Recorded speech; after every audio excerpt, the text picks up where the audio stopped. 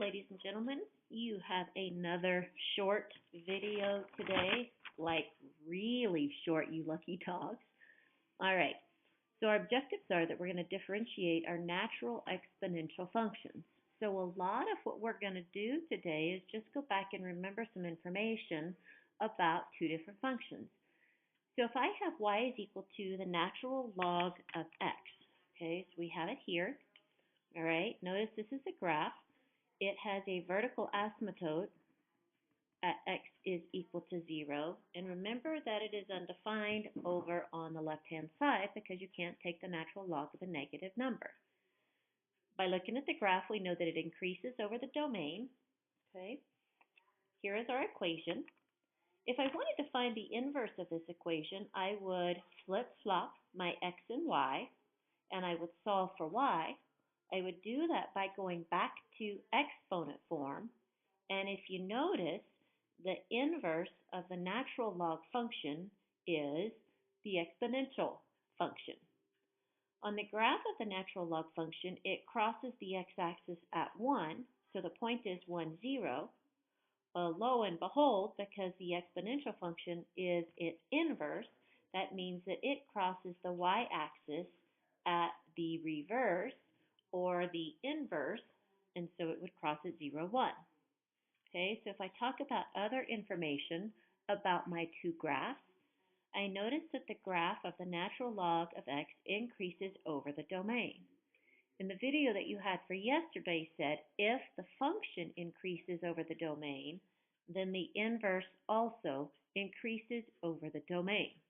And I'll move my paper up in just a sec, but y is equal to e to the x is exponential growth, and if I had y is equal to e to the negative x, that would be exponential decay, and it would be that guy, okay?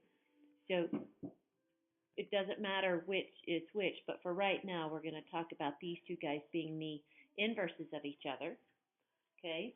See if I can get everything on there. Oh, look at that. The domain of the natural log function is 0 to positive infinity, and the range of the natural log function is all real numbers, okay, because it starts at negative infinity and goes to positive infinity. But since the exponential function is the inverse, that means that the domain and the range switch places. So if I look at the exponential function, the domain is all real numbers.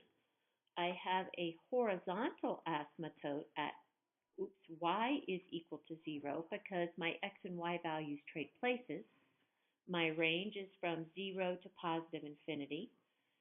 Both functions are continuous over the domain. The only thing that's really different is the concavity. So notice that for y is equal to the natural log of x, it is concave down over its domain.